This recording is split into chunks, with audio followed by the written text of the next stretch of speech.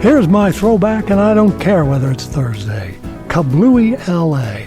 Before the 9/11 Twin Towers destruction, there was the Oklahoma City blast. But before them, America's worst mass blast was on October 1st, 1910 at 1 o'clock a.m. A time bomb in the Los Angeles Times building killed 21 employees slaving away for the morning edition.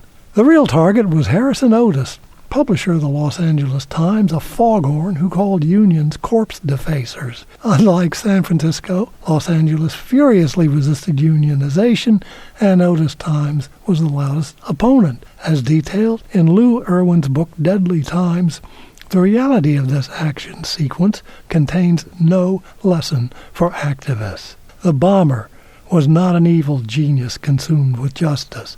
Ordie McManigal was a working stiff trying to raise his family from the upper-lower class into the lower-middle class. Ordie's first job was beating up non-union workers on orders from the Iron Workers Union, who then ordered him to blow bridges and buildings down as fast as America built them up. This union was not about workers' justice, but join or die, just like organized crime. The bombings were publicly condemned by both socialists and the AFL. Even worse, at the bombers' trial, the great defender of the damned, Clarence Darrow, not only lost the case, but his passion for truth included bribery, jury tampering, and a very degrading lust for money. Only the bloodhound who caught the conspirators rose to heroic level. William Burns, the American Sherlock Holmes, was the real thing, a super sleuth at solving impossible crimes who nailed the bombers